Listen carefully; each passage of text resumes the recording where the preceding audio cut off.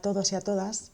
Una vez más aquí estamos en estos espacios reservados para la reflexión, creados para hacernos preguntas, conocernos más y mejor y revisar dónde estamos y dónde nos gustaría estar. Hoy me gustaría dar la bienvenida a Sonia Ruiz. Ella es psicóloga, especialista en personas altamente sensibles. Se dedica a ayudarlas con respecto al sufrimiento emocional para que consigan encontrar la calma y la mejor versión de sí mismas. Sonia también transmite cada día en sus redes sociales grandes dosis de información, claves y consejos para las personas que lo padecen. Así que bueno, después de haberla presentado, vamos con Sonia. Hola Sonia, bienvenida. Muchas gracias por acompañarnos y por encontrar hueco en tu agenda para nosotros y por aportarnos en este espacio tus conocimientos y tu experiencia. Pues muchas gracias, Vanessa, y gracias a ti sobre todo por haberme invitado a hacer esta entrevista y estoy aquí encantada de poder aportar un poquito de lo que yo sepa y que pueda servir siempre. Fenomenal, pues mira, para que la gente te conozca un poco en tu trabajo, tú lo que haces es ayudar a personas altamente sensibles con respecto a la gestión del sufrimiento emocional. Y bueno, me gustaría un poco empezar por ahí, ¿no? Haciéndote esta pregunta. ¿Qué características tienen las personas que son altamente sensibles? Pues mira, te cuento un poquito. La alta sensibilidad es un término que empezó a acuñar Elaine Aron, que es la creadora, digamos, del término, en los Ujú. años 90 y que se caracteriza por cuatro pilares fundamentales, son los básicos, que serían la profundidad en el procesamiento de la información, es decir, tener unos pensamientos como muy profundos, dando muchas vueltas a todo. También por una alta emocionabilidad y capacidad de empatía, es decir, el sentir las emociones de una forma como muy intensa, ¿no? Y la empatía, claro, que es la capacidad de ponerse en el lugar del otro, también ahí es súper importante, porque lo que hace es que las personas vivan también con mucha intensidad el sufrimiento y los sentimientos de las otras personas con las que se rodean. Luego tendríamos otro pilar fundamental también, que es la tendencia a la saturación y a la sobreestimulación cuando llega como mucha información del exterior. ¿Por qué? Porque de alguna manera es como si no tuviéramos un filtro y entonces nos llega todo. Claro, al llegar tantos estímulos, al final corremos el riesgo de acabar saturándonos. Y luego está también la tendencia a darnos cuenta de pequeñas sutilezas, es decir, de pequeños detalles que normalmente a otras personas se les escapan, ¿no? Entonces, es estar como si siempre tuviéramos un radar ahí activado para las emociones, para las cosas que nos van rodeando. Y además hablo de alguna manera en esa primera persona del plural porque yo soy también altamente sensible. Entonces, Ujú. bueno, en ese sentido serían esos los cuatro pilares fundamentales que caracterizan la alta sensibilidad. Pero un poco para aterrizarlo en el día a día de las personas que nos puedan estar escuchando, porque por ejemplo, todo esto que has comentado, a mí algunas cosas me han resonado conmigo misma, pero ¿cómo podría saber yo cuál es la clave de decir, uy, pues igual yo soy altamente sensible? Cuando una persona 100% puede tener esa garantía, ¿sí? ¿O hay algún test o esto cómo es? Mira, además es una cosa, porque curiosamente lo que tú comentas es algo bastante frecuente, y es que hay muchas personas que cuando empieza a hablarse de la alta sensibilidad dicen, anda, si yo me siento identificada, uy, Mm. si a mí también me pasa eso. Entonces, a ver, esto como no es un diagnóstico, no hay algo tampoco que diga, bueno, es que soy al 100%, tengo esa seguridad de serlo, pero sí que es verdad que lo que dicen en ese sentido para que uno se considere altamente sensible es que cumpla con esos cuatro pilares. Es decir, no, en teoría es como que no tienes que tener uno, ni dos, ni tres. Tienes que tener los cuatro pilares para que se considere una persona altamente sensible.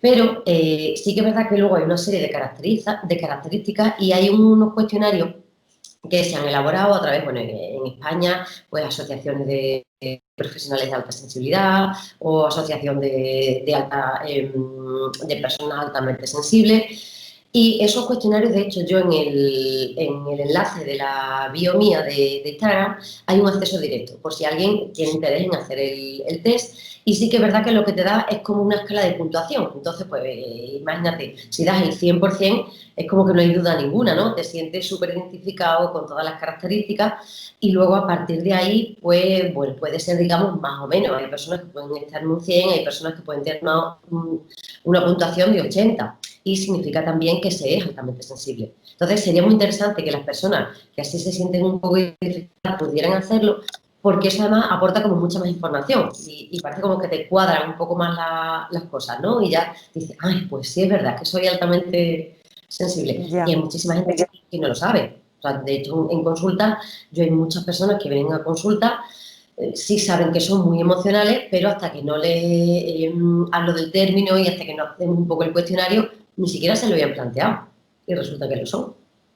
Entonces es fíjate, bastante fíjate. Eso, sí. qué curioso. Pues yo lo haré, porque además es que es verdad que he leído alguna vez al respecto y bueno, eh, no, vamos, no está de más al final tener información sobre uno mismo, ¿no? Porque al final, El autoconocimiento es lo más poderoso, porque además muchas veces hay personas que cuando lo hacen y ven que son altamente sensibles, les genera como un alivio, porque es como decir, ah, vale, que esto que yo estaba sintiendo y esto que a mí me pasaba, no es que yo sea un bicho raro, no es que a mí me pase algo especialmente malo, sino que forma parte de una característica mía y no pasa nada, o sea, claro, características personales, cada uno tenemos las nuestras, ¿no? Entonces, de alguna manera es un poco como que encaje esa pieza del puzzle y eso siempre alivia muchísimo.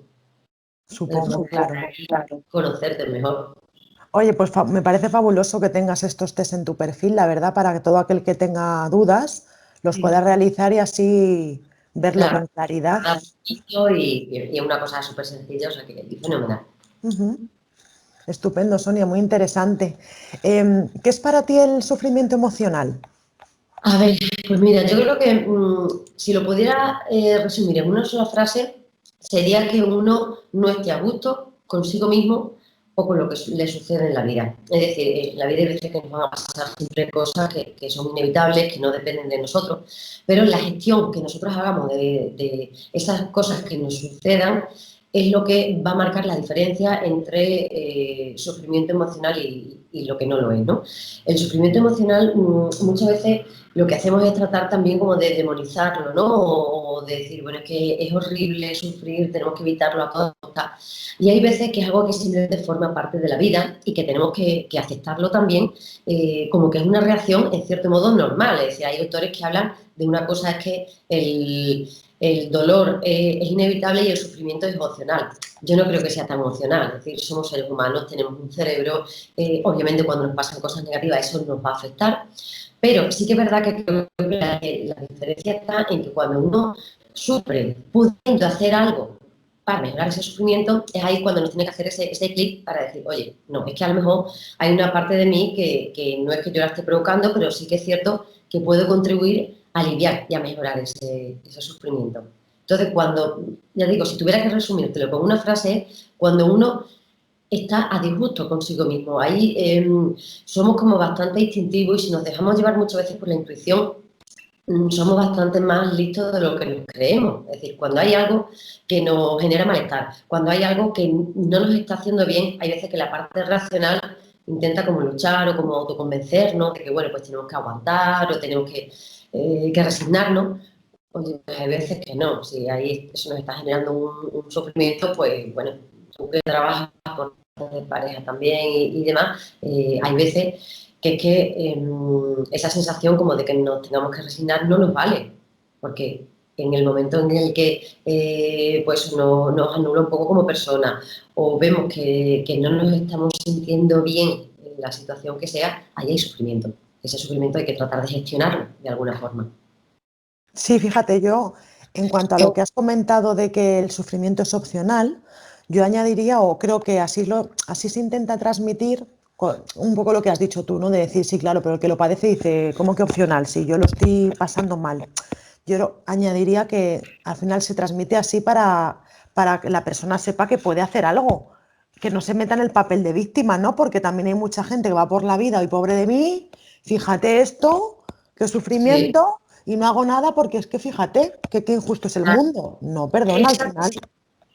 Y además ponen el foco en lo externo, en lo que me está haciendo el otro, en lo que estoy viviendo externamente. Y obvio que hay ciertas cuestiones que son inevitables, pero claro, hay una gran parte que es responsabilidad nuestra, cómo lo asumimos, qué hacemos Sí. con lo que nos está llegando, ¿no? Y eso ya es una decisión nuestra, que no significa que sea fácil, es verdad, pero que sí que está ahí, ¿no? Y al fin y al cabo es importante tenerla presente. Sí, yo creo que es un poco a modo también de empoderamiento, ¿no? Para que uno también sepa que bueno, que sí que en la vida, como tú bien has comentado, pasan cosas desagradables y no tenemos el control de todo, sobre todo de lo externo, pero sí que podemos controlarnos a Claro. nosotros y hacer algo con eso que nos está pasando, ¿no? Ahí Siempre se ha cortado la hay parte, comunicación. Ahora, a ver si. Es que se ha quedado cortado. yo te estaba viendo también un poco como que se Sí, cortaba, pero ahora de momento te veo ahora bien. está mejor. Sí, Ay, a ver si igual. ahora. No, te estaba comentando, Vanessa, que sí que es verdad que de alguna manera siempre hay algo que podemos hacer. O sea, una cosa es aceptar la situación, pero otra cosa es tener esa indefensión aprendida como de decir, oye, mira, es que yo haga lo que haga, no voy a poder salir de aquí. No. Bueno, pues efectivamente a lo mejor la situación no puedes cambiarla, pero sí puedes aprender a gestionar las emociones que te genera esa situación. Y eso es lo interesante, ¿no? Y lo valioso en ese Claro, sentido. sí, sí, sí. La Totalmente de verdad. acuerdo, Sonia. ¿Qué relación tiene para ti ser una persona altamente sensible con el sufrimiento emocional? Pues mira, somos un poco más sufridores de lo que sería deseable. Yo creo que aquí distinguiría además dos cuestiones importantes y una es, hay personas a las que el simple hecho de ser altamente sensible les genera un sufrimiento, en el sentido casi más de lo que es el propio sistema nervioso, es decir, porque afecta más incluso a nivel físico. Entonces, el gestionar esa alta sensibilidad hay veces que les cuesta, ¿no? Es como que se siente como muy vulnerable, como que les afecta todo o como que todo les satura. De hecho, hay personas que incluso, bueno, pues tienen que utilizar tapones para dormir porque el más mínimo ruido ya le ponen en situación de alerta o los despierta. Entonces, digamos que eso sería lo que yo llamo ese sufrimiento que es un poco inherente a la alta sensibilidad. Por supuesto, no significa que todo el mundo sea así. Es decir, hay personas que en ese sentido yo soy una persona que a mí la alta sensibilidad sufrimiento en absoluto, es decir, al contrario, es algo que tiene un montón de cosas positivas, que la disfruto muchísimo. Y luego está otra parte, que es que sí que es cierto que, claro, de alguna manera, al tener como menos mecanismos de defensa, entre comillas, es decir, al estar como más abiertos, ¿no? A esos estímulos que nos llegan, a esa profundidad de pensamiento, a que seamos tan emocionales, pues sí que es verdad que tenemos como más riesgo de que nos afecten mucho las cosas que nos suceden, que se nos queden grabadas las cosas negativas, que quizás seamos un poquito más susceptibles a los traumas. Y cuando hablo de traumas no me refiero a cosas a lo grande, ¿no? A traumas en los que corra peligro tu vida, sino a pequeñas cositas que nos pueden ir pasando en el día a día. Es más fácil que se nos ponga dando vueltas o incluso que seamos más conscientes de las cosas. Yo recuerdo, por ejemplo, de ser pequeña y escuchar, pues no sé, conversaciones de adultos o estar dándome cuenta de cosas que yo pensaba. Esto se piensa que yo soy tonta y yo soy una niña, pero es que me estoy dando cuenta de las cosas que estoy viendo. Entonces, claro, esa percepción especial que tenemos, pues hay veces que se queda ahí, ¿no? Y el quedarse ahí, sobre todo cuando tú no tienes herramientas para gestionarlo, pues sí que puede acabarse convirtiendo en un sufrimiento en el día a día. Entonces, quien habla de eso habla de que se pueda tener incluso más sensación de tensión o de ansiedad, que nos afecten mucho las cosas que suceden con los demás. Esa alta empatía hace que a veces nos inundemos tanto de la emoción de los otros, pues que también es como, o sea, no solamente ya llevar nuestras propias emociones, sino incluso las que tienen los demás un poco a cuestas, ¿no? Y eso al final acaba también pues generando eso, incluso agotamiento mental o incluso otro tipo de síntomas, ¿no? Entonces, ya te digo, hay muchísimos pacientes que vienen a consulta por otro problema y cuando les hablo de la alta sensibilidad y lo descubren, de alguna manera como que ya empiezan a encajar las cosas y dicen, ah, claro, por eso a mí me afecta tanto esto o por eso yo me siento tan mal si a una persona a la que quiero le ocurre algo negativo. Entonces, normalmente los sufrimientos siempre suelen ir en esos dos factores, son los que más se dan con las personas altamente sensibles. Sí, la verdad es que coincido contigo en esto del autoconocimiento, ¿no? Que el conocimiento es poder, que al final qué importante es conocerse, porque al final si una persona no sabe que lo padece, entre comillas, puede a lo mejor eh, comerse más el tarro de la cuenta, digamos, ¿verdad? Y decir, y quizás es tan simple Porque como decir, además, bueno, yo tengo esto. no sé si ahora. Sí, te quería comentar que sí que es verdad, porque además muchas veces las personas altamente sensibles, muchos de los mensajes que han recibido a lo largo de su vida es que exagerada eres, que te lo tomas toda la tremenda, eso es una exageración, no pueden afectarte tanto las cosas. Entonces, claro, esos mensajes también te van generando una sensación de ser inadecuada, de ser un bicho raro, de decir, jolín, hay algo malo en mí, ¿no? Entonces, como lo que tú comentas, el autoconocimiento es fundamental, porque claro, después del autoconocimiento viene la autoaceptación, que es el siguiente paso ya tan importante. Claro, si yo no me conozco, no puedo tampoco aceptarme, porque estoy ahí como luchando contra algo que yo considero que es malo, que yo considero que no está bien, y resulta que no, resulta que me estoy autoconociendo y me estoy dando cuenta que simplemente es una característica mía y que cuando yo termino de aceptarla, ya no me genera ese sufrimiento. Ya entiendo que soy así, habrá personas que lo compartan, habrá otras que no, habrá algunas personas a las que les parezca exagerado, pero yo ya dejo de colocar eso dentro de mí como si fuera un problema. Sí, Deja sí, un sí. poco de afectarme tanto, oye, que a los demás les parezco exagerada. Bueno, pues es su opinión y es su criterio de vida. Yo contra eso no voy a hacer nada, pero a mí deja de afectarme en ese sentido, ¿no? O por lo menos minimiza el nivel de afectación. Entonces también es súper importante eso. Sí, sí, fabuloso, lo veo, vamos, fabuloso, Sonia, es verdad. Es súper importante porque al final es lo que tú comentabas antes, es un poco como quitarte cargas, ¿no? Que muchas veces nos ponemos o nos ponen o nos hemos creído que somos o que, ¿verdad? Claro, de todo lo que nos cuentan, al final nos acabamos contando nosotros también esa película, ¿no? Es Porque verdad, es la referencia al fin y al cabo que que tenemos. tenemos. Mm, Y qué importante Fabuloso. es. Ujú. Una de las preguntas más habituales que me suelen hacer, fíjate, en referencia pues a nosotros, ¿no? A los que nos dedicamos al tema del desarrollo personal, pues bueno, un poco psicólogos, coach y demás, es cuáles son las diferencias entre un psicólogo y un coach. ¿Cómo las explicarías tú como psicóloga que eres, Sonia? Sí. Pues mira, como psicóloga y coach, porque yo soy también coach, no estoy certificada, pero sí que hice Ah, la formación ujú, porque bueno, ya más que una cosa complementaria que siempre puede ayudar y como además soy súper curiosa, pues en fin, me interesa siempre aprender todo lo que pueda. Y sí que ujú, es verdad que hay bastante dificultad a la hora de diferenciarlo. Primero, porque se ha asociado muchas veces, claro, lo que son ya estas profesiones que van todas destinadas pues, ¿no? al desarrollo de las personas, a aliviar el sufrimiento y demás. Y el coaching, al fin y al cabo, pues no deja de ser una formación, una disciplina relativamente novedosa, que quizás tenemos más asociada a lo que es el ámbito de la empresa, del trabajo, de lo laboral, y aunque cada vez, bueno, pues quizás se vaya acercando más eso, al desarrollo personal, al coaching de vida, ¿no? Yo lo distinguiría de una forma. Primero, incluso hablando ya de términos, el coaching significa entrenamiento, y es un entrenamiento de vida o referido a lo que sea, mientras que la psicología no deja de ser el conocimiento de la mente o ciencia de la mente. Es decir, son conceptos que son muy distintos.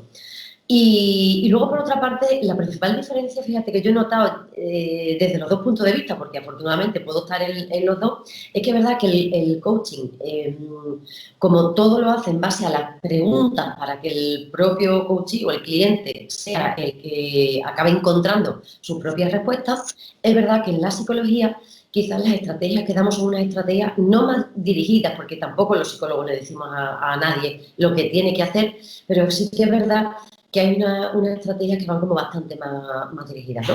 Y luego, por otro lado, hay una cosa que se viene asociando mucho a la psicología, que es asociar, y además como contraposición al coaching, que es asociar la psicología con patología, con un problema psicológico, con que vamos directos solamente a lo negativo. Y eso no es así tampoco. Es decir, hay una parte de la psicología que también se encarga del desarrollo personal y de hecho, yo creo que, digamos, la psicología quizá sea algo que engloba como un montón de áreas, que puede ser la más psicopatológica o puede ser igual que psicología de las organizaciones o psicología educativa. Y sin embargo, el coach, en ese sentido, va mucho más dirigido pues eso, a lo que es el entrenamiento en objetivo, digamos, ¿no? Y creo que un poco sería eso. Yo creo siempre que es complementario en ese aspecto. Es decir, igual en el coaching es necesario ver, oye, de fondo, que si hay un problema de ansiedad elevada o hay un problema de trauma o hay un problema de depresión profunda, es necesario que eso lo aborde un psicólogo, pues igualmente hay psicólogos que a lo mejor se dedican a un cierto área en el que necesita el complemento del coaching, porque a lo mejor no termina de entrar en otro ámbito. Entonces, yo la principal diferencia quizás la vería en eso, ¿no? En la forma de trabajar uno y otro. Depende de las áreas, depende creo que de muchas cosas. Lo que pasa es que es verdad que conforme vamos evolucionando y a nivel social, pues claro, hay muchísimos procesos de coaching, pero la psicología también se está llevando más a la calle en el sentido de no patologizarla tanto. Entonces, creo que es normal que haya más confusiones en ese sentido.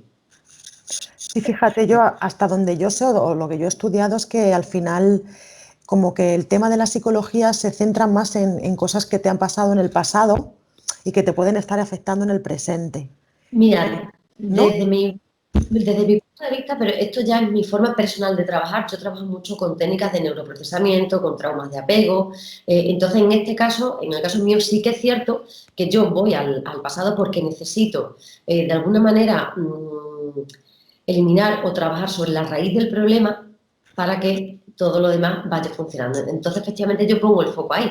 Lo que ocurre es que sí que es verdad que hay compañeros, hay otros profesionales que incluso, pues no sé, si trabajan, por ejemplo, con trastornos de alimentación o con otros en el que a lo mejor no todo el mundo va tanto al pasado, es decir, hay profesionales de la psicología que directamente desde el presente sí que van a futuro, sí que van también al desarrollo personal. Pero, por ejemplo, en mi caso es verdad que yo trabajo, o sea, yo trabajo de hecho pasado, presente, futuro, que es un poco pues, el continuo, ¿no? Que al final hay que acabar entendiendo.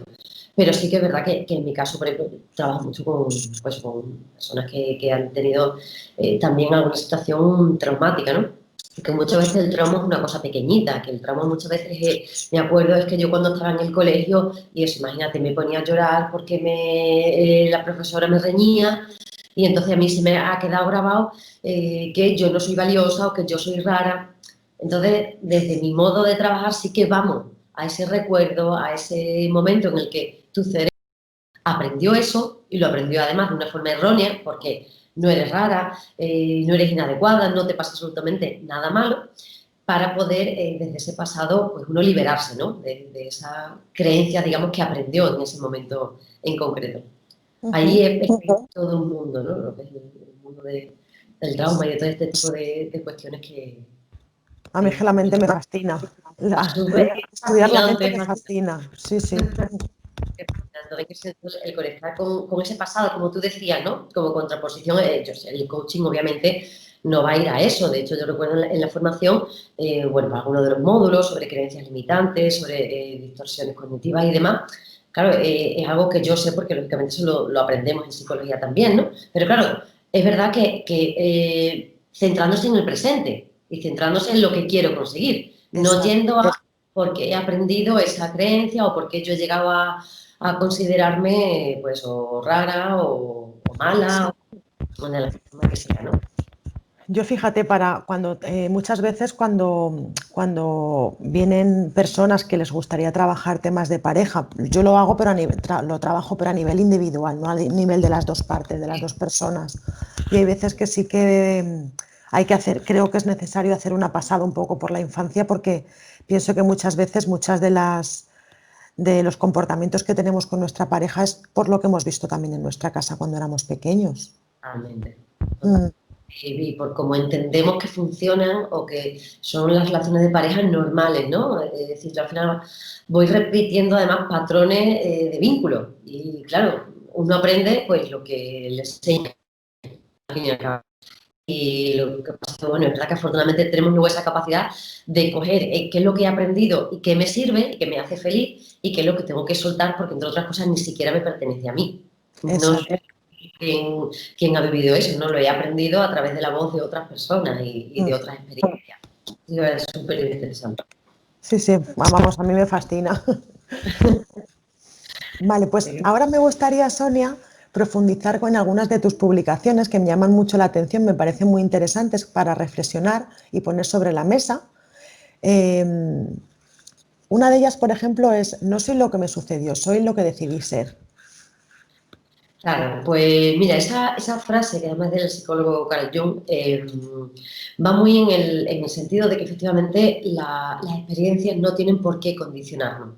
Si nos quedamos solamente en lo que no sucede, en lo externo, primero nosotros obviamente hay ciertas cuestiones sobre las que no vamos a tener poder. Yo no puedo evitar que llueva, pero sí puedo decidir si cojo un paraguas o si me quedo en casa en vez de salir o si hago otro tipo de cuestiones. Entonces, habla mucho de la capacidad que tenemos cada uno de nosotros de tomar responsabilidad sobre cómo queremos afrontar las cosas.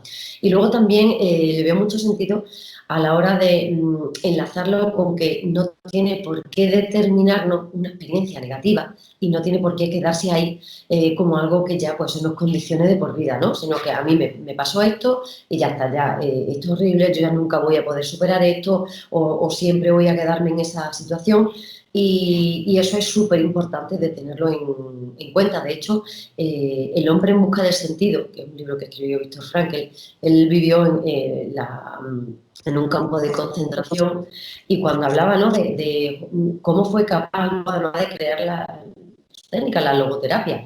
Y él decía, bueno, pues que lo que le ayudaba era aislarse, pensar en su familia, pensar en lo que él mismo sentía. Y luego, no solo ser capaz de superar esa situación, sino salir fortalecido incluso y ser capaz de crear pues toda una técnica de psicoterapia, escribir libros, ayudar a un montón de gente.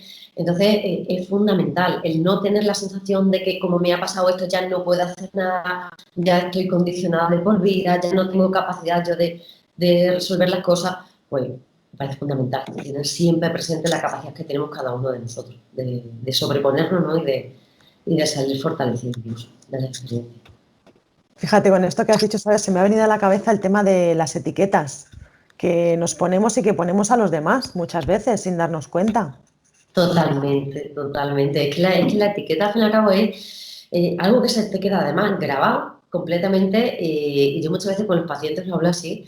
Y hay personas, por ejemplo, que son muy inteligentes y saben que son muy inteligentes porque siempre les han dicho que son muy inteligentes. Y es como que esas personas no pueden permitirse incluso fallar o cometer errores porque, claro, ya le han etiquetado como inteligente. Y entonces, si no cumple con esa etiqueta, viene la frustración, claro, ya no estoy cumpliendo con las expectativas que los demás tienen puestos en mí. Entonces las etiquetas, en este sentido, se supone que es una cosa positiva, entre comillas, pero claro, cuando hablamos de cuestiones negativas, qué difícil es quitarnos esa etiqueta, porque yo creo que al fin y al cabo los demás no tienen ni siquiera por qué quitárnosla, eso ya es cosa de ellos, pero nosotros sí que vamos a tener que estar ahí luchando con, bueno, esta etiqueta me la han pegado, y me la han pegado los otros, pero ahora yo voy, ¿y qué hago? Pues a lo mejor puedo quitármela, y puedo yo quitarme la pegatina y decir, no, eso, yo no estoy de acuerdo con eso, y a mí no me corresponde, entonces no me la quedo. Y bueno, es un proceso que es un poco complicado, no voy a decir que sea fácil, Mm. pero que es necesario muchas veces hacerlo, o sea, ser consciente, las etiquetas están ahí, pero nos las ponen los demás. Nunca, jamás nos ponemos nosotros una etiqueta sin que previamente nos la haya puesto alguien. Y eso, pues, enlazando un poco con lo de antes que hablamos, Vanessa, pues tiene mucho que ver eso, con qué nos han dicho, qué mensajes hemos recibido. Sí, yo, en cuanto a esto, lo que estudié al respecto, una de las cosas que se me vienen así que he recordado es el tema de que una cosa es que tú hayas tenido un comportamiento X, Ujú. por ejemplo, un comportamiento cobarde, y otra cosa es que ya seas cobarde ya hasta que te mueras, como ya has hecho no sé qué y fue algo tuviste cobardía, ya te mueres cobarde. Como que también Buenísimo. solemos hacer eso. Buenísimo ejemplo. Mira, había un psicólogo humanista que en consulta, para demostrar a los pacientes justamente eso que tú estás diciendo, se ponía a cuatro patas y ladraba. Y entonces les decía a los pacientes, el que yo me ponga a cuatro patas y ladre, no me convierte en un perro. Es decir, me estoy comportando, estoy teniendo comportamientos parecidos a un perro, pero eso no me convierte en un perro. Entonces, es precisamente eso que estás diciendo. Hay veces que hacemos un comportamiento, o cometemos un error, o sucede cualquier cosa, ¿no? Y es como que ya te quedas con esa etiqueta que somos muy juzgadores en general, Es que la los mente seres no humanos. para. La mente no para de juzgarlo todo el rato. Es verdad. Y además muy jugador con los demás y con nosotros mismos. Entonces, bueno, creo que afortunadamente cada vez más las disciplinas, la psicología va evolucionando, el coaching, el crecimiento personal, o sea, y todo va siempre en el sentido de eso de aceptar, de no juzgar. Entonces, yo tengo la confianza y la esperanza de que en los próximos años sí que haya hay un cambio importante, ¿no? En los seres humanos. O sea, de hecho, esto es una cosa que me quedó muy grabada cuando hice la formación en coaching y un proceso de coaching también, y es que decían que hacer un proceso de coaching afectaba de forma beneficiosa a las siguientes 2 generaciones. Ujú. Entonces, claro, yo le daba vueltas a la cabeza y decía, es verdad, o sea, en la medida en la que yo mejoro algo, en la que yo cambio algo, voy a transmitírselo a los demás, a tus hijos, a la familia, a los A amigos, a las sobrinos, sí, sí, es verdad. relaciones. Claro, a su vez, esas personas, en función de lo que estén captando, van también a transmitírselo a los suyos. Entonces, por eso te digo que yo confío en que todo esto vaya siempre avanzando para bien, ¿no? Y podamos pues, sentirnos eso, mucho más libres, aceptar mucho más a todos los demás. Y estoy segura de que con eso vamos a ser también mucho más felices. Con menos cargas, diría yo también, por todo Total, esto que nos han contado y demás. totalmente. Así. Mira, otra de tus frases que me encanta, esta me encanta y además es muy apropiada para lo que nos estamos viviendo en estos tiempos, es fluir con la incertidumbre y dejar que la vida nos sorprenda. Qué Bueno, difícil, ¿eh? A veces. Uf. esa frase además la puse justamente cuando estábamos en plena cuarentena, porque efectivamente el ser humano tiende siempre a necesitar una seguridad, una confianza, ¿no? Estamos acostumbrados, de hecho estamos en una búsqueda continua de, no, no, yo lo que sea lo quiero con garantía, ¿no? O sea, pero no somos una cafetera, ¿no? No podemos tener una garantía de 2 años, de 3 o de 5. Entonces, al final tenemos que acabar asumiendo que la vida es incertidumbre, aunque tengamos la sensación de falsa confianza o de falsa tranquilidad, como de que no va a pasar nada, es necesaria porque el ser humano necesita sobrevivir emocionalmente en ese sentido. Podemos salir a la calle y estar con el miedo, con la sensación de que, madre mía, que nos va a pasar, puede caer un meteorito, puede caer la tormenta del siglo. No, obviamente, claro que necesitamos una mínima sensación de que, bueno, pues nuestro mundo está más o menos normal. Pero ¿qué ocurre? Que ahora llega efectivamente, llega la pandemia, igual que puede llegar una ruptura, igual que puede llegar un despido, una enfermedad, y al fin y al cabo eso es la vida y es la incertidumbre. ¿Qué ocurre? Que muchas veces invertimos tanto tiempo en preocuparnos si pasa esto, y si pasa lo otro, y si pasa lo demás allá, intentando todo tenerlo súper atado y esforzarnos para que no pase. Bueno, pues habrá cosas que sí, que podemos hacer algo para mejorarla o para que estemos más tranquilos, pero habrá otras muchas que no. Y al final, creo que esto y lo que ha sucedido, ¿no? Y lo que sigue sucediendo nos ha dado un poco una bofetada de realidad. Es decir, no, no, que es que el mundo no es así como nosotros lo tenemos todo súper previsto, súper organizado. Bien, pues como afortunadamente el ser humano tiene una buena capacidad también de adaptación y flexibilidad, al final yo creo que la clave está en contar con que la vida es incertidumbre pura y que en función de cómo lo lleves tú un poco como surfear las olas. Al fin y al cabo tú estás en tu tabla subido, bueno, yo no porque no hago surf, pero imagino que será algo parecido y entonces decir, bueno, oye, que hay veces que estamos en la cresta de la ola y estamos bien, genial, y cuando estamos abajo tenemos que seguir manteniéndonos encima de la tabla, De ¿no? la Y hay tabla. que ir, pues eso, adaptándonos un poquito a lo que va sucediendo. Y como la vida es incertidumbre, pues vamos a fluir y vamos a dejar también que la vida nos sorprenda. Hay muchas cosas que nos perdemos por miedo eso, a no luchar contra esa incertidumbre, a no salir de esa zona de De confort, confort. que muchas veces de confortable no tiene nada. Y tenemos que también eso, ¿no? Que dejar que nos sorprenda un poco la vida en ese sentido. Creo que disfrutaríamos bastante más. Sí, es que además yo pienso que la vida es infinita en posibilidades, la mires por donde la mires y muchas veces nos quedamos anclados al barrio de siempre o a vivir en no sé qué sitio, que parece que aquí conozco a todo el mundo y están mis padres y me ayudan y mi colegio y todo como que por dar, por, por seguir yo un poco manteniendo esa identidad mía, ¿no? De yo soy, soy lo que me ha pasado y aquí Sí, sigo. No, no, sí. hay mucho, el Hay mundo es muy grande al final. descubrir. Lo que pasa es que es verdad que luego cada uno el concepto de felicidad que tiene es diferente. Entonces, a lo mejor para una persona el concepto de felicidad es estoy aquí y no quiero moverme y Desde las neurociencias, pues eso va precisamente en otro sentido, es decir, para ser más felices está demostrado que necesitamos ser más flexibles, que necesitamos incluso cambiar, o sea, hay ejercicios que van en el sentido de, para aumentar la felicidad, cambiar hábitos simplemente, o sea, ir al trabajo por un camino diferente, peinarte de una Sí, forma sí, diferente. no significa mudarte, Claro, ya. eso favorece la neuroplasticidad, con lo cual es como que generamos una sensación de mayor bienestar. Entonces, lo que tú dices, muchas veces no es necesario ni siquiera a lo mejor tomar grandes decisiones, pero sí salir un poquito de esa zona de confort, hacer las cosas de una forma un poquito diferente, atrevernos a probar, ¿no? Y que aunque haya, más allá de esa incertidumbre, puede haber también un bienestar, un aprendizaje, un placer, un disfrutar. Entonces, yo creo que merece la pena el Sí, arriesgarse. sí puede ser a lo mejor decir, bueno, pues me voy a apuntar a pintura. Oye, lo mismo descubro que eso me Totalmente. da de miedo.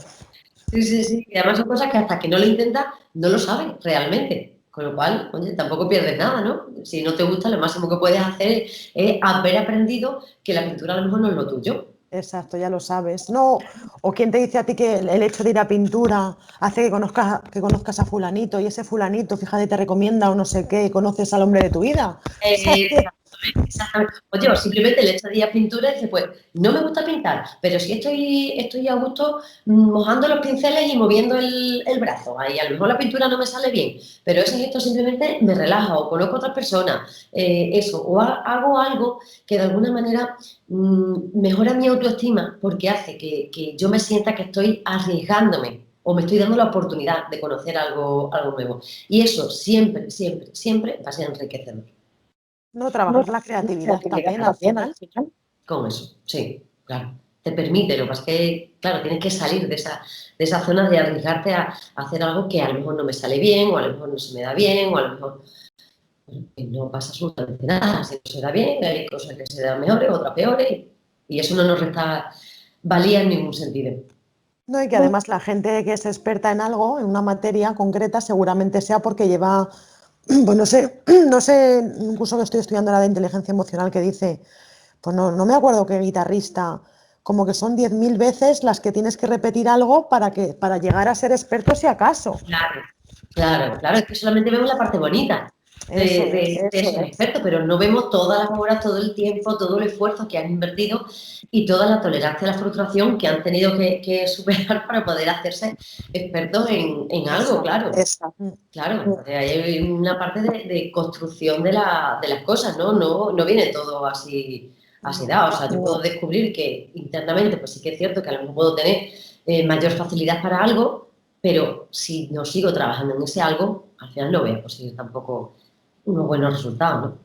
Sí, la Sí, la constancia y la constancia y fuerza la de la fuerza de la voluntad, ¿no? voluntad, ¿no? Totalmente, totalmente. Mm. Fundamental. Y la sensación de bienestar también que te genera cuando tus esfuerzos se ven. Sí, Entonces sí, también eso ahí lo retroalimenta, ¿no? Todo la autoestima, la sensación de bienestar. Claro que sí. fabuloso.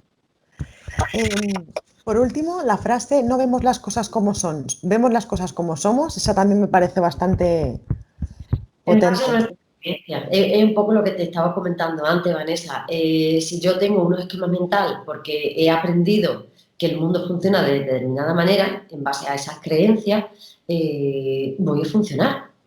Entonces, tiene mucho que ver con eso, ¿no? Con qué es lo que yo me cuento a mí misma, porque las cosas realmente, si yo pongo aquí, por ejemplo, este boli, es que no sé si se va a ver, tú a lo mejor estás viendo esta parte de aquí, pero yo estoy viendo aquí atrás, y el elemento es el mismo. Sin embargo, depende de cómo cada uno, tú estarás viendo el verde y yo estoy viendo por aquí el rojo, por ejemplo. Entonces, claro, cada uno interpretamos la realidad en base a lo que hemos aprendido, ¿no? A cuáles son nuestros valores, a cuáles son nuestros esquemas mentales, a qué películas nos hemos contado a lo largo de nuestra vida. Sí, hay un ejercicio que esto lo hice hace muchos años en una empresa para la que trabajé, que era algo así como que al final, ante una misma situación concreta, cada uno luego contaba la película que decían, madre mía, y fíjate lo que ha visto este, fíjate el otro, y anda que yo.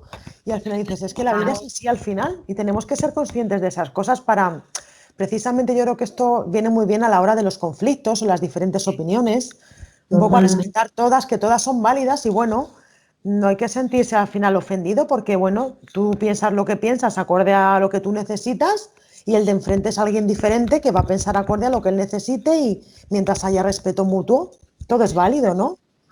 Claro, va a sentir las cosas desde su propio lugar. Y el lugar es distinto. O sea, si con el ejemplo del boli que he puesto, tú estás allí sentada y yo estoy aquí, cada uno vamos a tener un lugar diferente. Pero es lo que tú dices, ¿no? Es el respeto y desde el entendimiento de que no todo el mundo puede ver las cosas desde el mismo lugar, porque cada uno ha aprendido a situarse en lugares diferentes, pues claro, eso también, hombre, hace que tengamos que ser más flexibles y entender que cada uno tiene pues, su propio esquema mental, su propio sistema de creencias y que además eso es lo que enriquece el mundo, ¿no? Sería tremendamente frustrante si todo el mundo pensáramos lo mismo, tuviéramos la Exacto. interpretación, Mm. no habría evolución. Entonces, en ese sentido creo que es también fundamental el que haya esa diversidad de opiniones siempre desde el respeto, claro. Sí, esto en coaching, no sé si seguramente tú lo conoces, el tema del territorio y el mapa. Una cosa Ujú. es el territorio y otra cosa es el mapa. Y al final cada uno tenemos nuestro mapa en base a muchísimos, muchísimos Claro. Entonces, detalles. en el suyo, ¿no? Y cada uno lo interpreta también de la forma que ha aprendido a Mm, interpretar. fabuloso, fabuloso, Sonia. Pues mira, por último, me gustaría que me dijeras cuáles son para ti las 5 claves para ser feliz. Pues mira, si yo tuviera que resumirlo en 5 puntos que me parecen fundamentales, el primero te diría que la gratitud o el agradecimiento. Me parece fundamental.